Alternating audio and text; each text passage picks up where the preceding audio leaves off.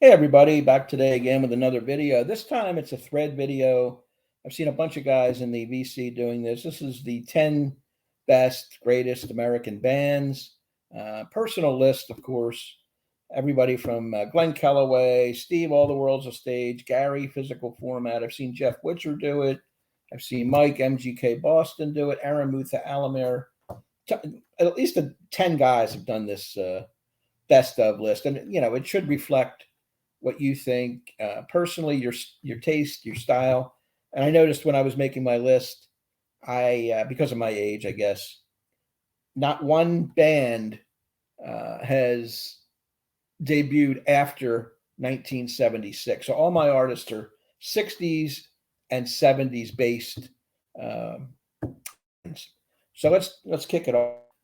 Number 10, I'm going with Chicago. This is the Chicago Transit Authority. I bought this album when it first came out. As you can see, the ringwear. Late 1969, I guess. The band. This is when they were at their peak. Chicago 2 was also a good album, not the following year. Brass bass. They got the three-piece trombone and trumpet, horns, whatever.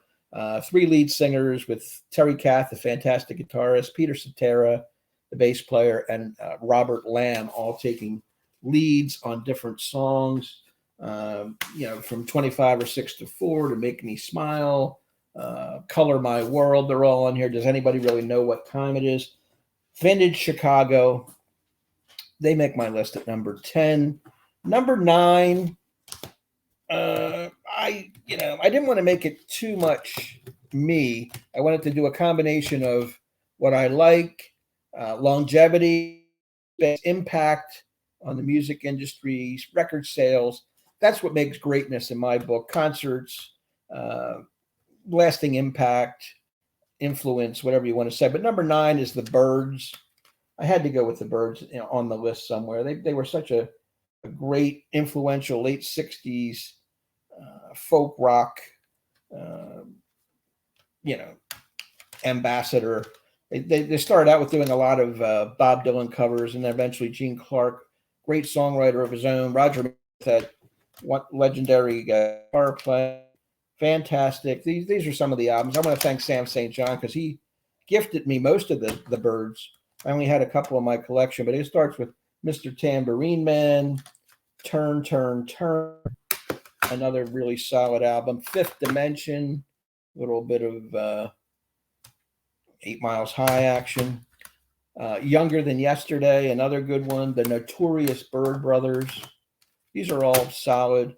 Sweetheart at the Rodeo, of course, the Byrds, Untitled, Graham Parsons involved there. My favorite song, Chestnut Mare, is on that album. That's number 9. Number 8, got to go with Steely Dan. Steely Dan, mainly Walter Becker and Donald Fagen. At the core of it, a lot of session musicians, a lot of jazzy elements, great songwriting, kind of quirky lyrics, pristine melodies and musicianship. They bring in the best of the best to do these. They're perfectionists. This is their first album, Can't Buy a Thrill. It had the hits Reelin' in the Years and Do It Again on it. Dirty Work's a memorable song they play on FM radio. My favorite Steely Dan album is Asia from 1977, featuring Deacon Blues, Black Cow, Josie, Peg. Really jazzy, really well made, and only 7 songs on it, but it's a great listen all the way through. Number 7, had to get these guys on the list. It's the Beach Boys, 20 Golden Greats. This pretty much sums up all their early stuff. I mean, there's guys that go deep into the Beach Boys and like all the deeper cuts and if you're a completist, you want to have albums. I'm not that way, but I do admire them with the surf rock. Brian Wilson, just amazing composer and a genius as far as putting together stuff in the studio. This album here is fantastic with all the the cars and the girls and the surfing USA, fun, I get around, don't worry, babe, Little Deuce Coupe, Help Me Rhonda, California Girls, Sloop John B. It goes on and on. I also have what's the classic Pet Sounds, but I wanted to show this one. This one you don't say. It's an import from England. Where's my little sticker at? Ooh, I can't work this camera. Over here.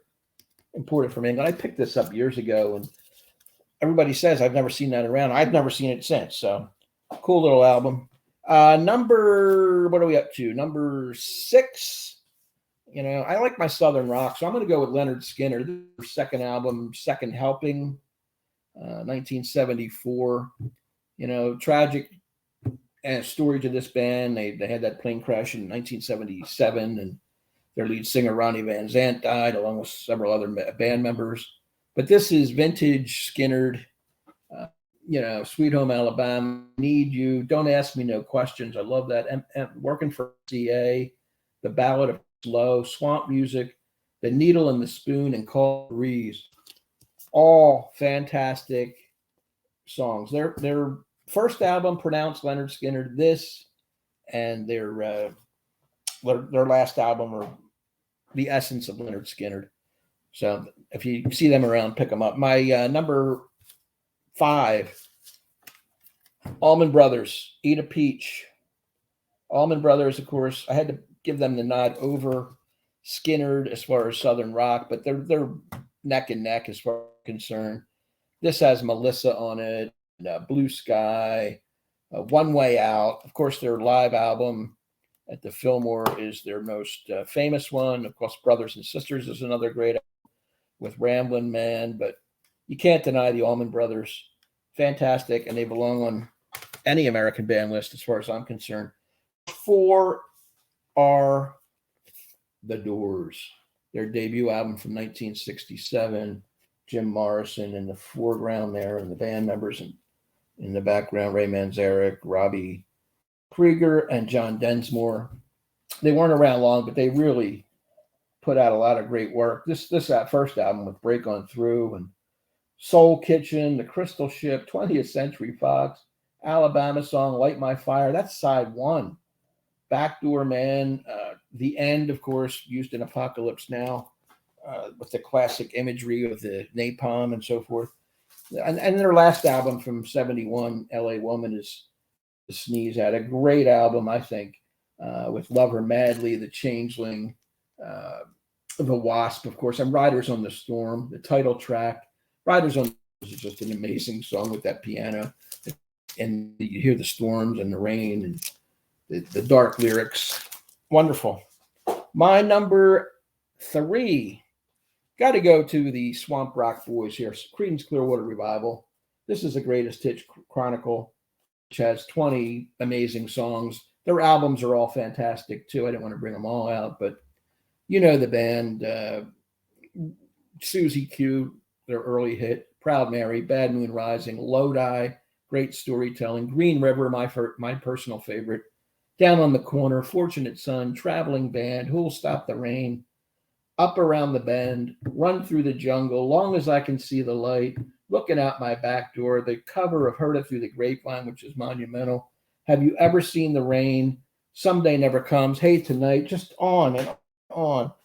Unbelievable songs. John Fogerty, I've had the pleasure of seeing 3 times as a solo artist. Puts on a wonderful show. Number 2, got to go with Tom Petty and the Heartbreakers. I know Tom Petty has solo albums, but Tom Petty and the Heartbreakers are a band, a great American band. Frontman Tom Petty with his sidekick and guitarist and co-writer a lot of times, Mike Campbell. They are one heck of a duo. The band is fantastic. This is their debut album from 1976. Great stuff. You see Tom on the cover. There's the bandmates back. This is great. Their next great album for me is Damn the Torpedoes, 1979, with Refugee, Here Comes My Girl, Even the Losers, Shadow of a Doubt, Don't Do Me Like That, Louisiana Rain. Tom with the trademark Rickenbacker guitar on the cover. Also, another fantastic Petty album, Heartbreakers, is Southern Accents. Good shot of the band. This has that Southern flavor. to it. The Rebels is a great opening track. Don't Come Around Here No Chord. What else is on here? Make it the title track, The Best of Everything. Just a really good, solid, classic rock band. And I also want to feature Echo. This is an album that doesn't get any respect at all, but this is kind of Tom going through addiction, and one of his bandmates doesn't show up for the photo. He's going through divorce and really dark lyrics, but still the musicianship is first rate. Great songs, Room at the Top, Count, Free Girl Now, Skin, Billy the Kid, goes on and on. So this is really a solid album from Petty, and nobody ever talks about it. People have it down on their list when I see them ranking Tom Petty, so I kind of like it. My number one American band, it should be no surprise to those who know me, it is the Eagles. They take a lot of crap, commercial, full of themselves, charging $250 ticket, whatever the negatives are. Henley with a bug up his ass all the time. We get all that. But when you listen to these albums, this is the Greatest Hits, which is probably the biggest selling Greatest Hits album of all time. And this is before Hotel California, before they even had their, their monumental rise in popularity. They were a good band then. We're putting out hit after hit after hit and great albums, but Hotel California put them in the stratosphere, sent them on their way. And that's when people, I think, started turning on him. Joe Walsh, I love Joe Walsh's guitar playing. He had so much to the band. Just a few of their albums, Desperado, that outlaw mentality, singer-songwriter. Henley and Fry were really getting their songwriting in shape here. On the Border, another one with Don Felder. New group, Already Gone's on here. Jane, two songs I like. The Best, which is a ballad. Old 55, which Tom Waits cover. Then they come out with One of These Nights. They are on the back. Henley. Where am I got? I'm over here. Henley, Felder, Fry, Randy Meisner still here, and of course Randy Meisner and Bernie Ledden. But anyway, great band, great album. Lion Eyes, which is as good a storytelling song as you can take. It's country-ish, yes. One of These Nights, Hollywood Waltz, After the Thrill Is Gone, Take It to the Limit with Randy Meisner on lead vocals. And here comes Hotel California, which is the one we're talking about. This is 8 songs, all of them radio friendly, all of them fantastic, Life in the Fast Lane and New Kid in Town and the title track, all great. The Last Resort, which is great. And what can I say? The last album that was any good of theirs was The Long Run from 1979.